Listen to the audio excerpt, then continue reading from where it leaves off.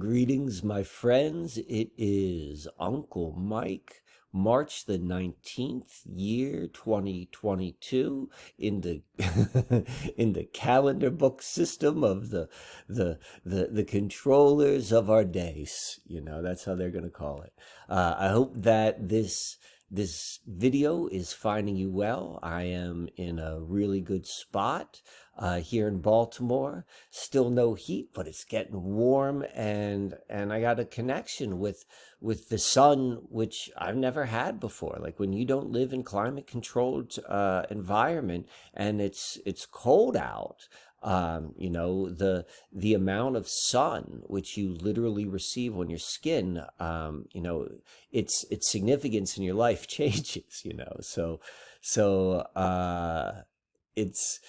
it's been a fun couple of weeks, like changing in so many ways, but I'm going to probably talk about that more so in another video, a video which I'm still working upon. But this one, what we're going to talk about today, is kind of like a follow-up to, or maybe more in the same vein as the video which came out previously, that of the living internet. And so this is also going to be more so about an idea, a new, fresh way of looking at things. Not to say that everything which I'm going to share is 100% an accurate description. Maybe it is, maybe it isn't. But there's going to be something, there's going to be some meat on this bone. And it is meant, or my intention is to really foster new ways of thinking. So with that said, what we're going to be talking about today is human beings, tree consciousness in animal form. We're going to be talking about Baal consciousness, and we're going to be talking about tree consciousness and animal consciousness. And so let us begin. So the first slide here, we're just going to lay some groundwork. Consciousness, and it's a nuanced word. Nuanced words require definitions when it's used, so that you know exactly what the nuance is intended to be whenever someone communicates, or if proper transmission of information is significant, that could be a good practice. But anyway, talk about consciousness. And so when I'm saying consciousness, I'm referring to the dance between the inner world interpretation and outer world phenomena, and how it constructs experiential reality. Like that's what I mean by consciousness, and like all of the different parts of that. And so, and I've talked about this before, we have an inner world, there's an outer world, and you know, whatever happens in the outer world, it's taken in on the inner world, and your inner world is filled with meaning. It's filled with meaning. And then from that meaning, when this information from the outer world comes in,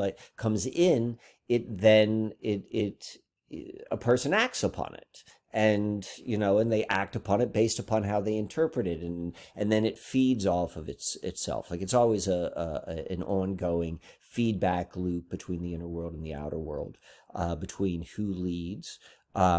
But when you begin to go and look at that, that's and understand that relationship, that's what I mean by consciousness. And so the inner world is the world of meaning and definition, and it comes with so much stuff. It comes with so much stuff. So this is like, you know, your personality, that's part of your inner world, like your preferences and your aversions, and like how you communicate, and like what your temperament is, and like your actual experiences and all that sort of stuff.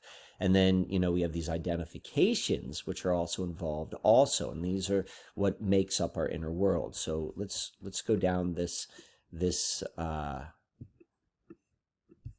list here of definitions. So and this is all inner world stuff. So belief is a story which cannot be demonstrated as truth or factual, yet despite that, it is internalized and accepted as truth. So that's what a belief is. A belief is something where, like, you can't know for certain if it's true, but you're saying that despite that, I internalize, I accept that that be true. And there's really nothing wrong with beliefs. If there's anything, I don't like, wrong, but it's probably more advantageous to be aware of your beliefs, because beliefs are important, but we'll get to that in a moment. Identification. Identification is a belief held so deeply or so closely that its existence appears self-evident. And identification can sound like this. It's not a belief, it's just the way things are. So, like, identifications can be thought of as beliefs in your blind spot, meaning, like, it's a belief, it's something which you don't know to be true, but you accept it as true, but you don't even realize that. You don't realize that there are other options. That's what identification is.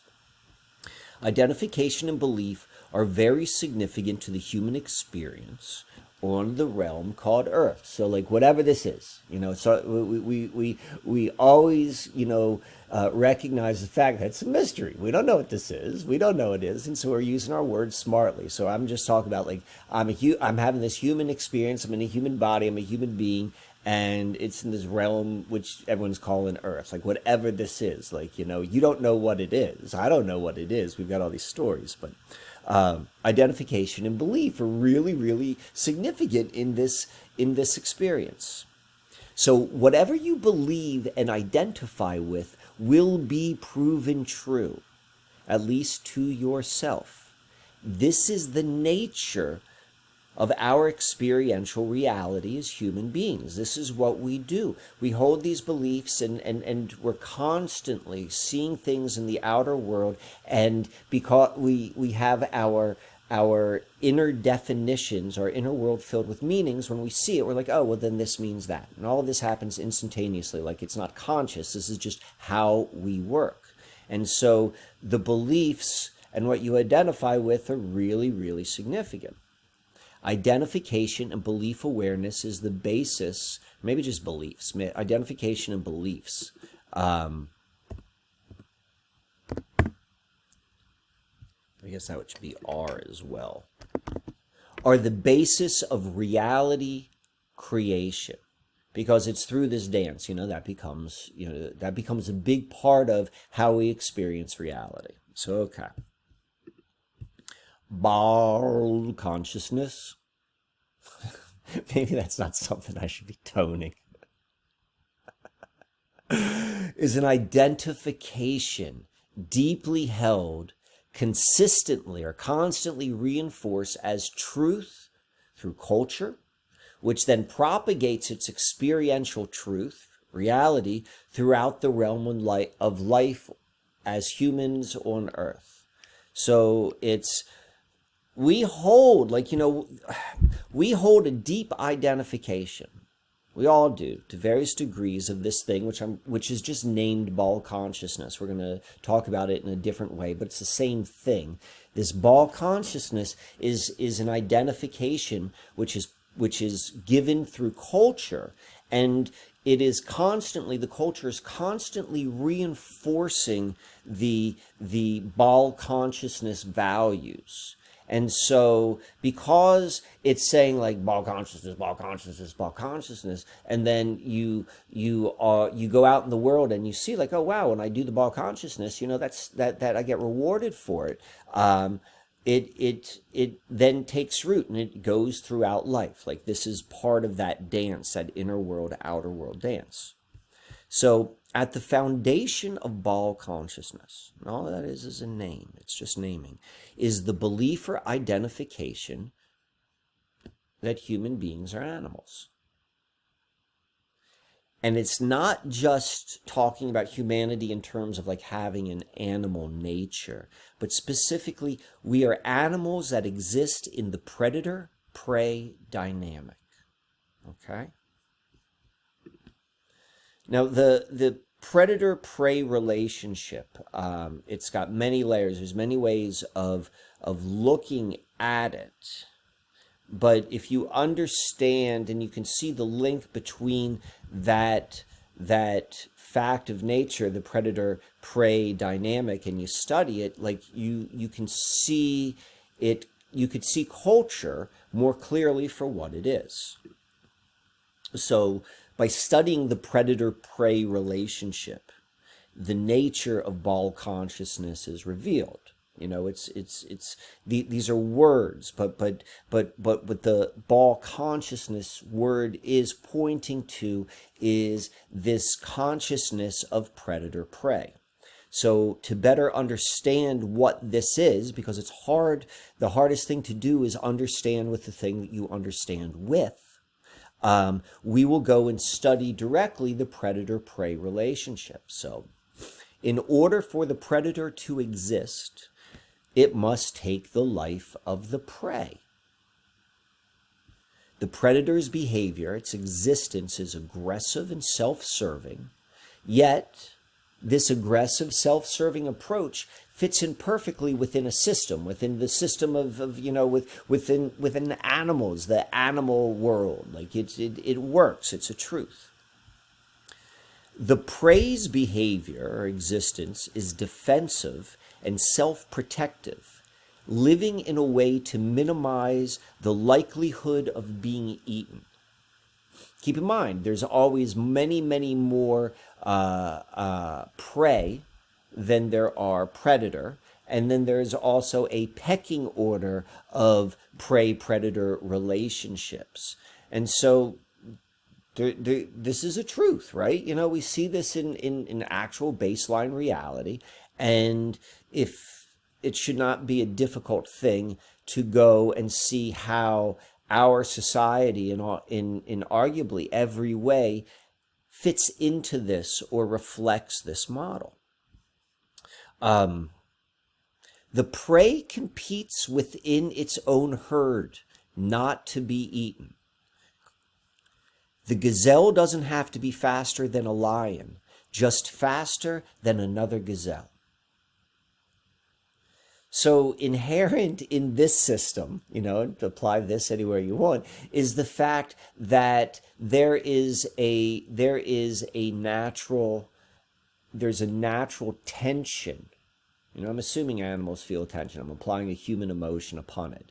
But if I'm doing that, like, it would be that there's a recognition that, like, you know, someone's going to get it by this lion, and it just doesn't have to be me. And so that creates, like, there are all these different words or descriptions we can use to describe this general relationship, like domination, like I'm literally going to eat you so then I can survive and you'll no longer be there, but now you are in me and you create my mass. There's competition. I talked about this competition. I suppose you could say if there's competition between predators, that is a truth. There's a scarcity, like, you know, there's in order to live off of something else, you know, there's only so much of that something else. So there's, like, inherently, like, a scarcity. If there aren't any gazelles around and this lion's hungry, like, it's got to go find some gazelles or go find something else. There's an apathy. There's an apathy connected to this. The lion's being a lion, like, it's not, it's being true to its nature. Like, there's no, like, oh geez, I feel bad, Mr. Gazelle, I got to eat you. I'm just like, you know, this is my nature. This is my nature. And there's also this whole idea of survival of the fittest. But the predator-prey relationship is not the only observable truth or model of life on the realm of Earth. I mean, one of the reasons why when talking about, like, maybe Baal consciousness or as predator prey, is you could see, like, well, there's a truth to that. There's a truth to that, and we're animals, you know, or we're at least partially animal, and there's truth to that. So it would only make sense that this type of expression of life, of community, of how we live with each other, and within the earth, or within the greater environment which we find ourselves. It's like, of course, that's what we're going to do. It's like you said, Uncle Mike, you said a lion's got to be a lion. I'm a predator prey. It's in who we are. But we think that because that's kind of the story that's been sold to us, and we don't really think about things that there are other observable truth models of how life exists on Earth. And so with that said, let's go meet the tree. So, all right, lion's mass, its physical existence, is alchemized by the mass of another. That's what it does. It goes and it eats the gazelle, and a lion needs to eat like big game because it weighs 400 pounds. That's a big thing. It's a whole lot heavier than I am, at least. And so that makes sense, right? And you see smaller animals eat smaller food, whether that be, or you see herbivores predation, I think that's the word, predation upon leaves, and they eat a lot. There's that sort of correlation between size and how much you eat, and that's just kind of like a fact of life. That's just like how life happens on Earth, right? That's how it is. But it's not exactly, or that's not the only way it is, because 400 pounds is little in weight, in mass, compared to a tree, which could weigh millions of pounds, right? Living trees can weigh anywhere from 1,000 pounds to 2 million pounds. I found this written in the internet. And so where does the mass of the tree come from? It comes from carbon. Without even getting into the whole sort of like relationship yet between the oxygen breathing creatures upon the earth, and then this carbon breathing creature, for lack of a better word. It is its physical existence, those millions of pounds of solid, dense, organic material, real stuff, not clouds, not to say clouds aren't real, but you can't really hug a cloud and they're up in the sky, and its realm is slightly different. Well, the tree's realm is pretty close to ours. You can't put your finger through it, and it meets a lot of the same sort of requirements, which we, gravity pulls it down, and whether it's gravity or whatever, like a branch will fall down versus it behaves different than water or clouds or smoke or stuff like that. Like a tree is pretty physical material, and yet it is completely created by, it is not taking from something else. I guess if you want to call carbon dioxide something else, but it's not taking from something on the material plane in order to have its presence. It is an observable, true fact that on the realm of Earth, that life can exist that is completely solid, which is formed just purely by gas. That's a thing. That's a thing. When we think about us is the what I was just saying before about we're the animal nature, and of course the animal nature, this is how the world works. But the world seems to work in a lot of different ways. But let's keep on moving forward. A lion's existence, for the most part, is for self-preservation and clan preservation. It way of life. I'm going to add an S right there. I plan on giving these presentations in person, and so that's why I make these edits now, so that they're already pre-made.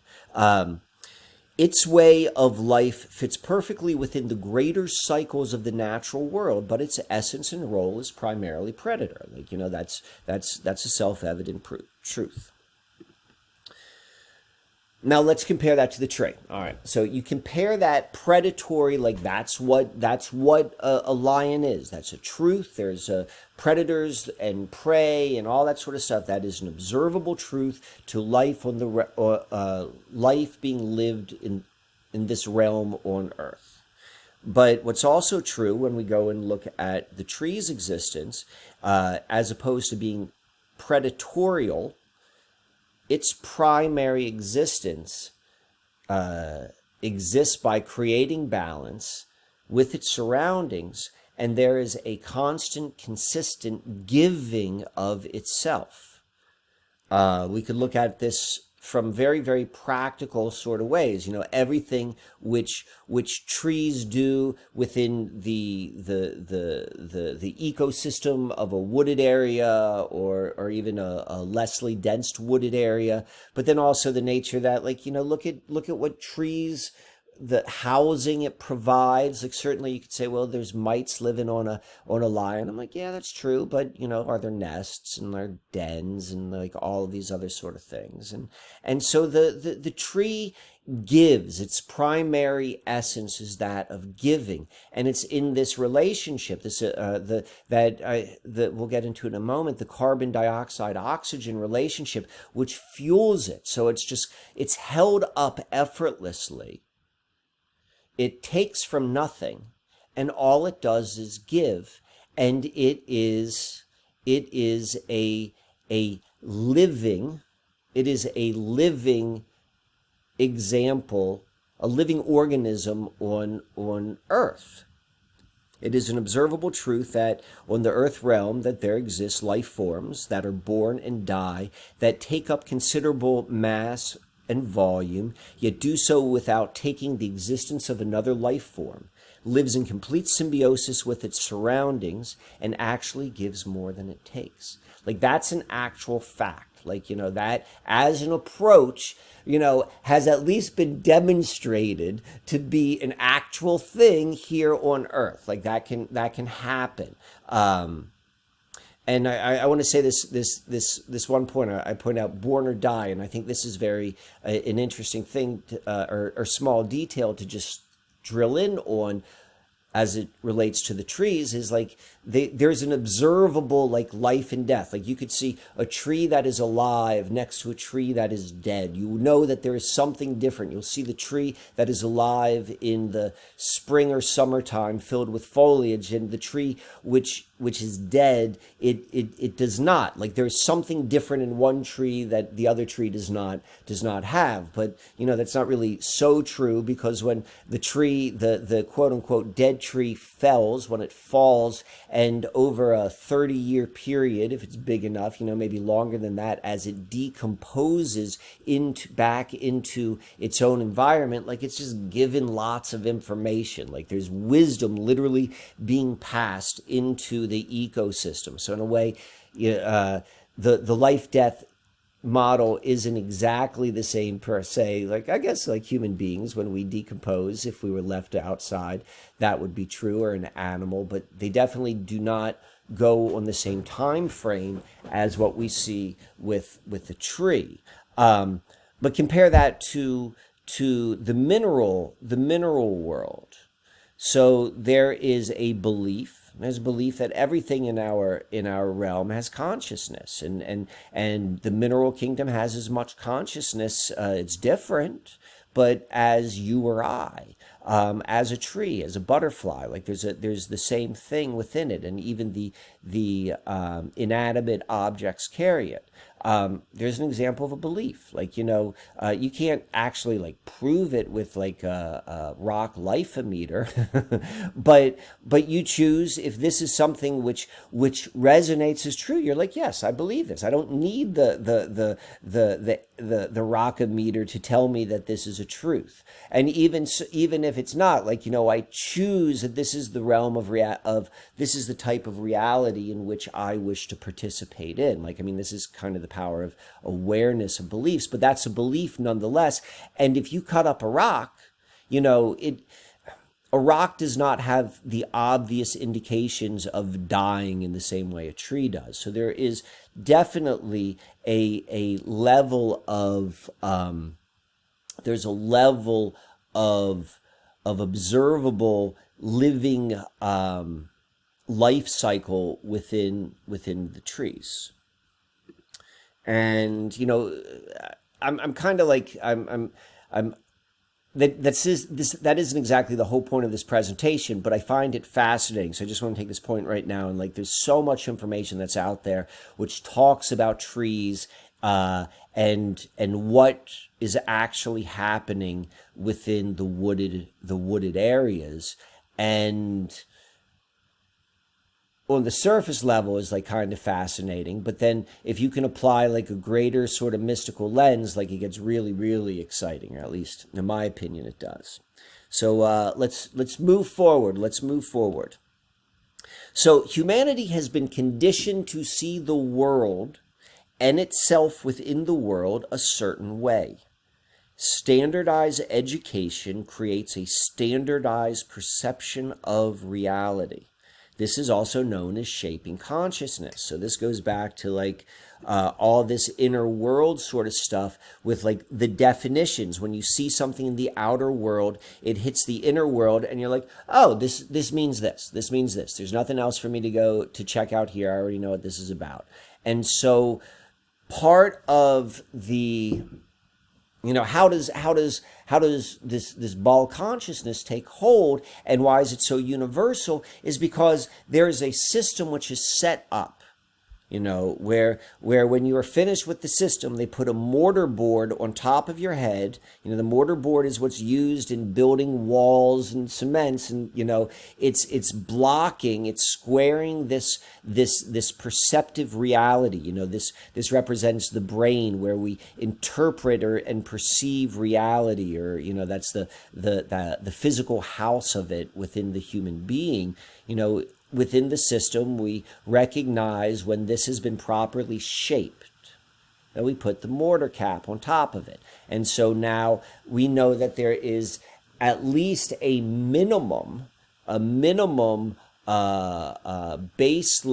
understanding, which all of the people that go through a particular system, like this is how they see the world. And so when they see a phenomenon, this is how they go and they interpret it. Okay. And we've been conditioned to see the organization and relationships of life on Earth in a specific way. And I'm referring about our taxonomy. I'm not really certain how to pronounce that, to be quite honest. But it's the system which is used,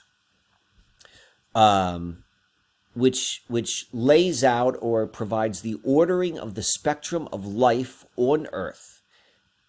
It is very accurate, but it also obscures other ways of ordering the spectrum of life. So I'm talking about is like the whole idea of like kingdoms and phylums and classes and orders and families and genus and species. Like this is how our world has been shaped.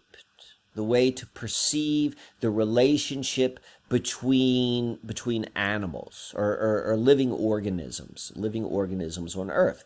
And if you look into it, it's a standardized way. And if you look into it, like it makes sense, like it's accurate. Like if you like the distinctions between this and between this class and this class and this class, you're like, okay, that makes sense. And I can see why this goes into this category and that animal goes into this other category. So it's accurate. It's definitely accurate.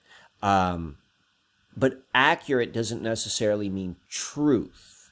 And so what I mean by that is, like, here I am in Baltimore, and suppose I'm going to go drive out to New Mexico, and there's a whole bunch of roads which I'm going to need to take in order to get there. And suppose I take the right roads and they get me there. Like, I had a map, like I was given a map and directions. And so that was accurate. It accurately got me there, but there's not like a greater truth to that. Like, it's only as true of the fact that there are roads. What if there are no roads? Like, I'm focusing on a nuance between accuracy and truth here.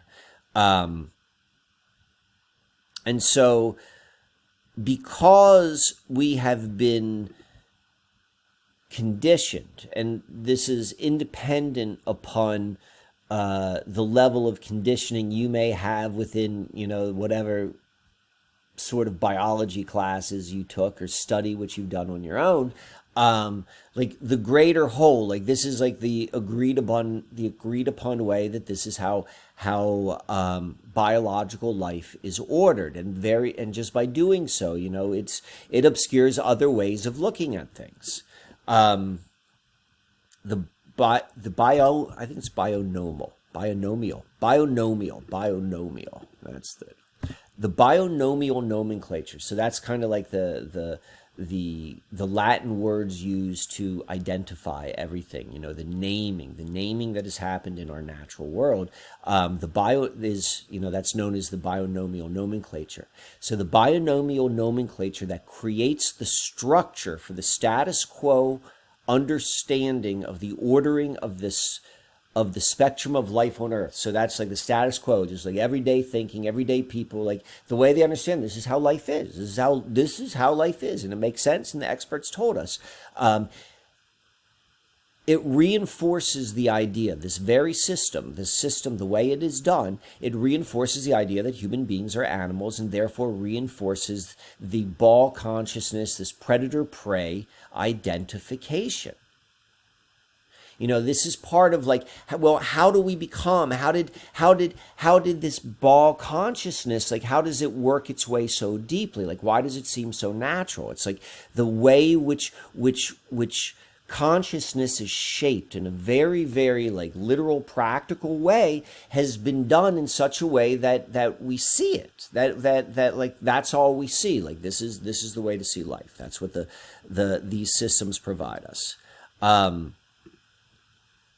And so Baal consciousness, it takes root in human consciousness. Like it is not a truth of human consciousness. It may be true that human consciousness is trapped in it, maybe you argue the word trap, but it's experiencing it. So why are the reasons? What are some of the reasons why this happens? One is because the predator-prey relationship is an observable truth on the realm of life and earth. Like there's a truth to it. It's like it's not like the more observable, the more tangible a belief is, or the basis of a story, I'll use the word story, is, the easier it is to take root, for it to be accepted as a truth, as a belief. All right. And so because we can observe and we see this predator-prey relationship, though arguably I've never been in any of the plains of Africa and watch the lions and the gazelles. Like I've seen the TV shows, but I'm going to assume that's true. Because I know people who have.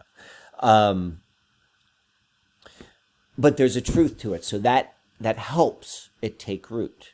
And then you add to that the constant messaging reinforcing the partial truth that human beings are animals, and then this leads to personal identification of being an animal somewhere on the predator-prey continuum. It's like we're constantly being told in all these different ways, we're animals, and these are animals, and this is how we're animals. Look at the system, and predator-prey, and you're an animal. And it's like, of course, I'm an animal. Like, think about how many people who, or maybe I'll phrase it in the form of a question, Are there people that in your personal life that when you listen to them speak, and they might use in their speech pattern that, like, well, yeah, of course, we're animals, and you have to, like, that is an understanding of their reality in terms of how they understand what a human being is. That exists, and there's a truth to it, but then it's also been sold to us or propagandized in such a way that perhaps it's taken out of context or given too much weight.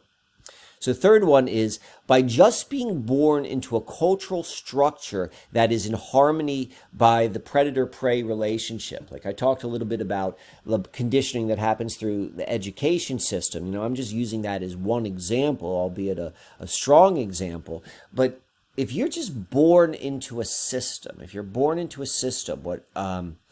that is in harmony, it acts like the predator-prey in the predator-prey relationship, the natural learning which occurs from all human beings from age 0 to 7. That is the nature of being human, that we are natural learning devices. Device isn't the right word, but that's the one that popped in my head. We're natural. That is the way our body and our consciousness works. That in those first 7 years, you're going to just naturally learn. Self-learning. You're self-learning. That's how we learn our first language. You're self-learning that. That's how you learn your customs and your rules and your values and this is how you learn to mimic all of the different expressions of the parents and the people in your household when you're growing up, and you see it like 35 years later. It's because we participate in a natural learning structure with our environment. So if you are born into a predator-prey culture, your natural learning will naturally learn to learn how to live in the predator-prey dynamic, and it will feel natural. This is what second nature means. I guess maybe you could say that's someone's first nature. There's some individuals that's their first nature, and that's another conversation. But for most people, perhaps being focused upon predator-prey, that would not be an original nature, but they become it. And they become it so well that it becomes a second nature. A second nature is something that appears to be nature, but it is not the original. That's why it's the second nature. A second nature is another example of an identification. All right. And so all of this stuff, it creates the self-propagating cycle. You got predator-prey culture and value system, which creates predator-prey consciousness in people, and then predator-prey people make more predator-prey stuff in culture, and just goes round and round and round and round. It's a self-propagating cycle, or you could also call it a downward spiral. So, okay. I want to talk or mention two things right now before I move into the trees. But what this is, because we need to see demonstrable, observable truths. And so I'm going to list two ways that the human being is distinct from animals. So the first one is our spinal column, the physical foundation of the house of consciousness within the human body, is vertical.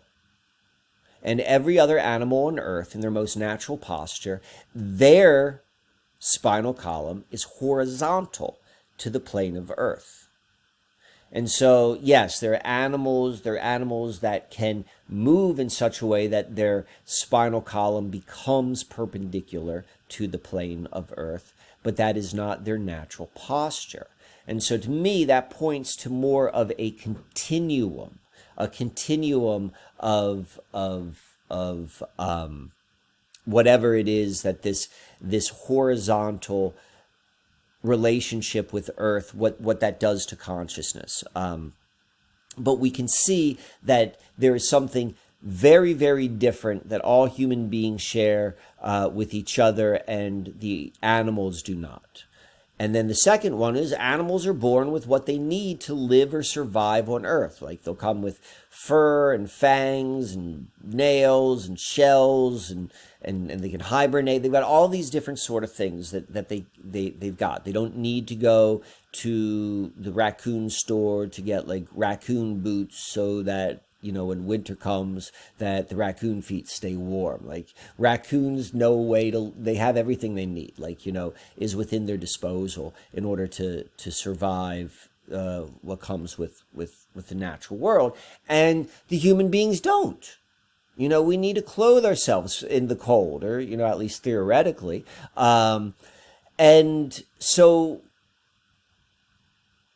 we know that our relationship with the environment is different as well. So we can say this, we share form similarities with the animal kingdom, but there are many clues that we're very different than animals. We're very different than animals. We're not just an animal. So I'm going to pull up a concept which is known as the doctrine of signatures. And what this is another way to see order across the spectrum of life on Earth. And there are probably other ways, but I'm going to use this one because I don't know. Makes sense to me. You're going to see in a moment. So, the doctrine of signatures it dates back to, I don't know what this means. So, this is just the Wikipedia, but it gives us a point of reference.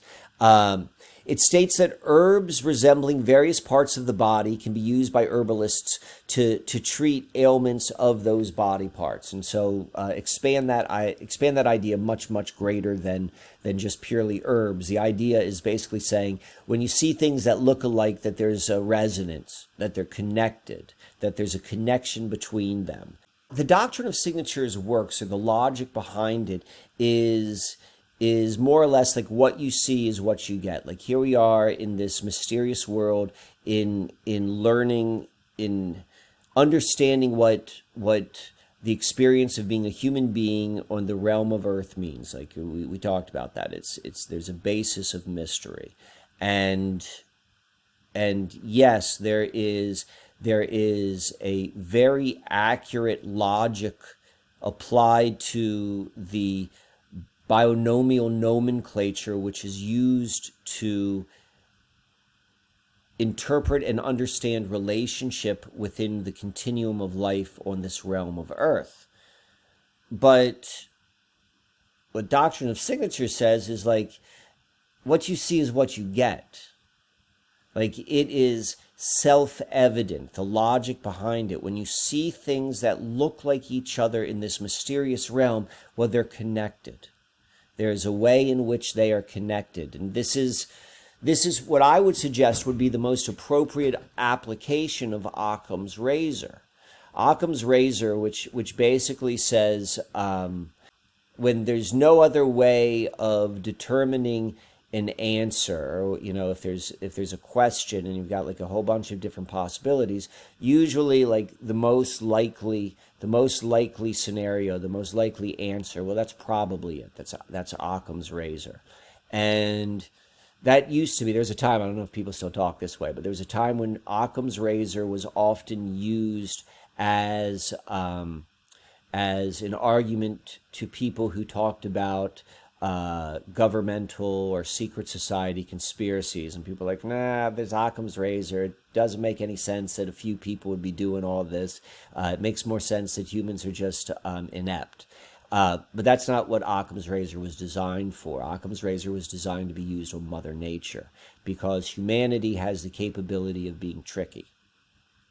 And so if someone applies Occam's razor and they were in front of some guy playing 3-card Monte on the streets of New York, well, guess what? They're going to lose all their money, because what the most likely answer is always going to be the wrong one, because you've been tricked. But in the natural world, Occam's razor is meant to be used, because in the natural world, no one's trying to trick us. So in the natural world, when we see two things that look like each other in very dramatic ways, we should assume that there's some type of connection, and that's the doctrine of signatures.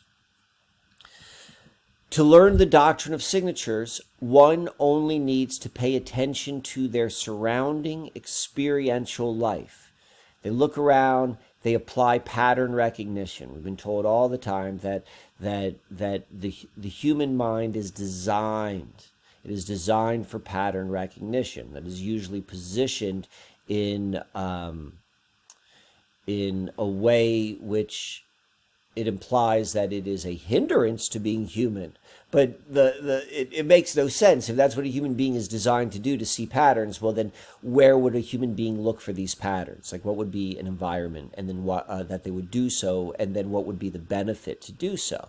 And the doctrine of signatures is an example of where pattern recognition would greatly serve the human being or the human experience. Now, in comparison, if you want to learn binomial nomenclature, you got to go to school.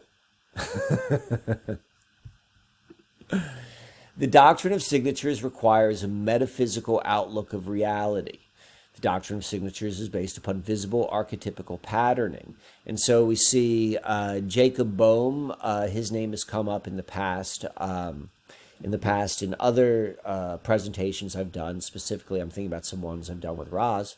But for whatever reason, this guy who was very involved with a lot of organizations we've talked about, like he understood reality from a doctrine of signatures way. And, we'll compare that to binomial nomenclature, which requires not a metaphysical, but a physical outlook of reality. There's a little bit of ironic interplay, because the doctrine of signatures is applying a metaphysical understanding to looking at the physical or the mundane world. And this is just saying that it's more or less just a mundane world. And you just go and see that the origin of species played a large influence in our modern classification system. And this is also where we get this idea introduced into consciousness that we're just a bunch of animals. So according to the binomial nomenclature, human beings have nothing to do with trees, right? We don't fit that decision tree, pardon the pun. But according to the doctrine of signatures, human beings and trees are connected through a specific quality.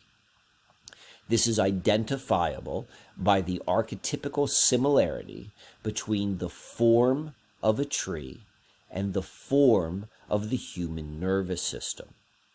This is true both on the microcosm, the neuron level, and the macrocosm, the central nervous system level. And to me, that is really significant because it works both ways. It points to a fractal nature within this kind of archetypical structure of the realm in which we're having our life experience. Okay, let's go look at this. The nervous system, that's the brain, the spinal cord, and the periphery nerves, is made of cells called neurons. A neuron is an electrically excitable cell. The neuron is the main component of the nervous systems, or the nervous tissue. And so this is what a neuron looks like. This is a drawing. This is a diagram. This is a symbol of what the neuron looks like. And we could see that the neuron, it has a signature of a tree, or vice versa. We got a neuron here. I'm not certain if this is just like some sort of CGI, computer-generated representation of a neuron, or if this is some high-powered microscope of a neuron. That I don't know, but it was shown as a photograph. But we can go and see here the neuron and the tree, and the drawing of the neuron. There is a very distinct similarity, most significantly being with this trunk, with the trunk aspect. And so the neuron is the smallest part, or at least from a cell level, it's the smallest cell, it's the smallest building block of the nervous system.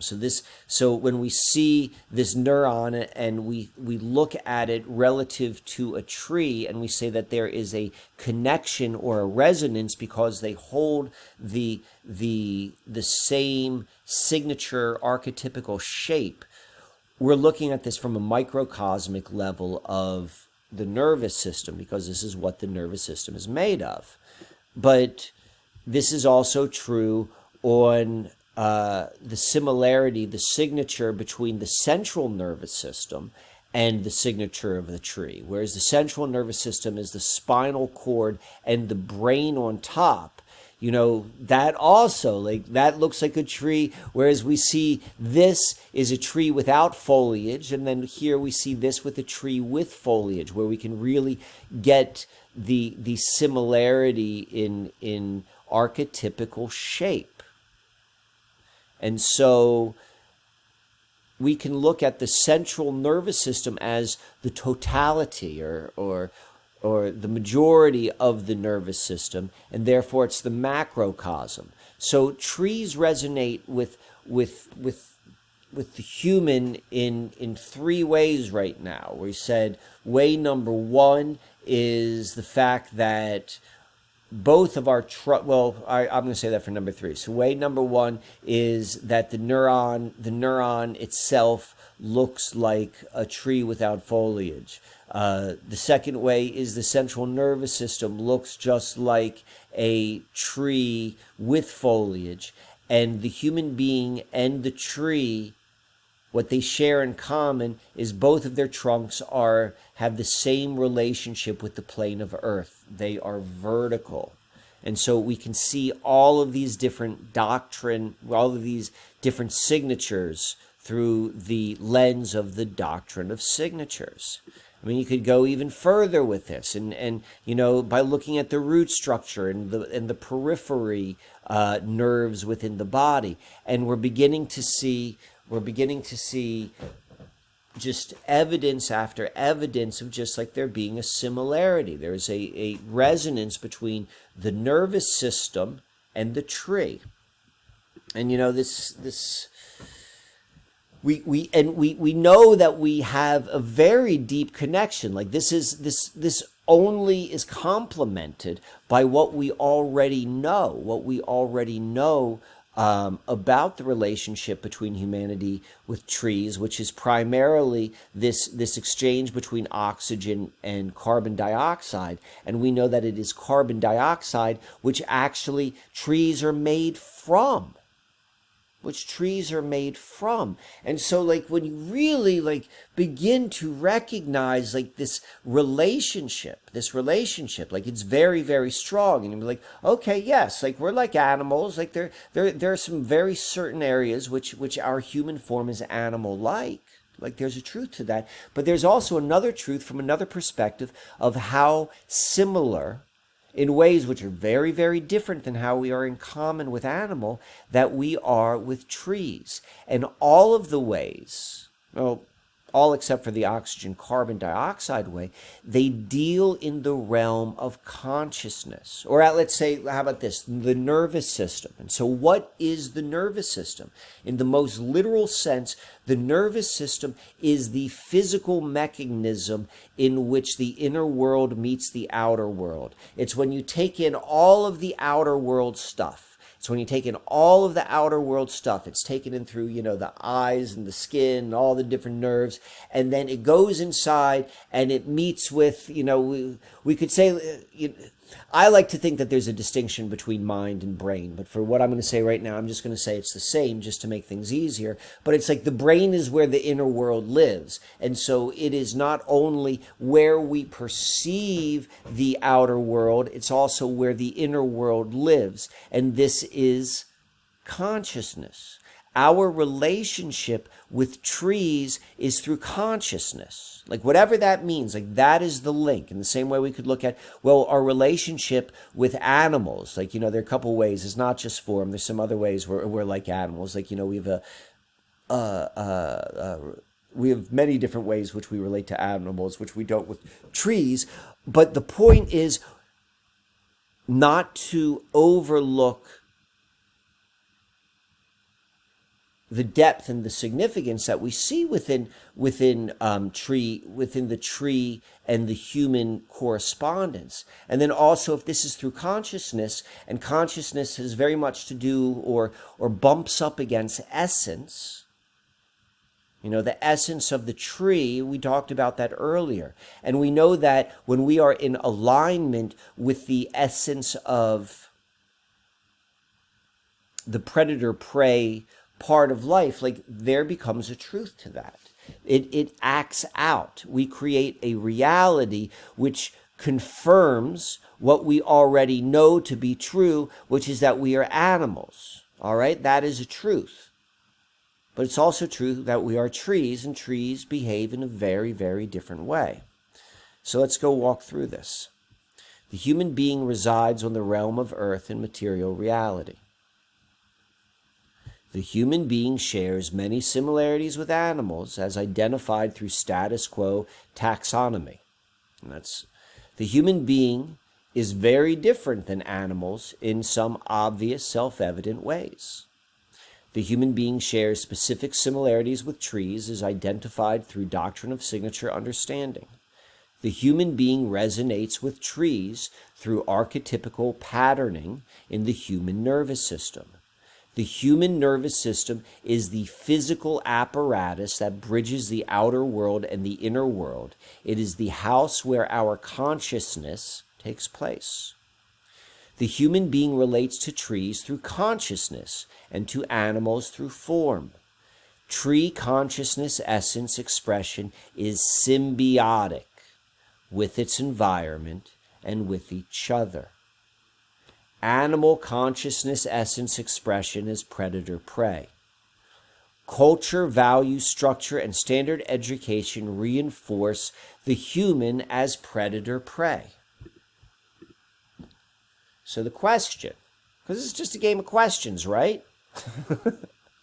56 minutes to get to the question. So and this is a question to ponder.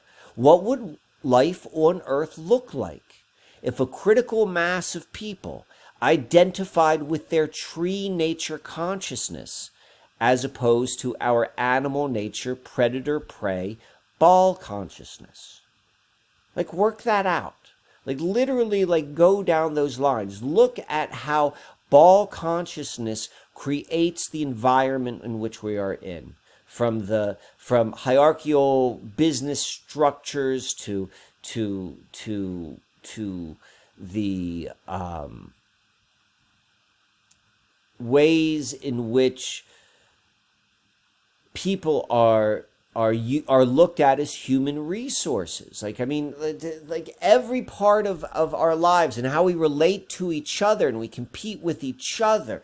Like animals, gazelles trying not to be eaten by the lion. Like, you know, there's a truth to that, and we've been encouraged to be that. What would it look like if it wasn't just you? If it wasn't just you, you're not just you saying like, all right, well, I'm going to try and figure out what this tree consciousness is, because I don't know what it is. I'm just playing with ideas. I'm just saying like look at these self-evident truths, and what would it be?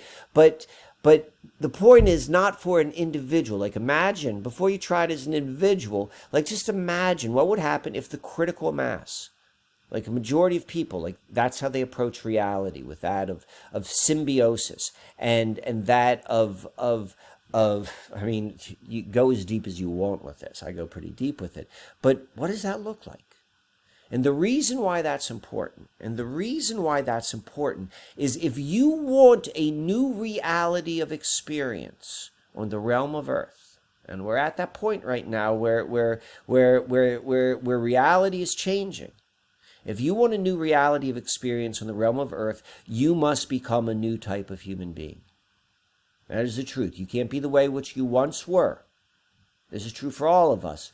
If we expect the outer world to change, if we're going to be in a new outer world, we have to have a new inner world.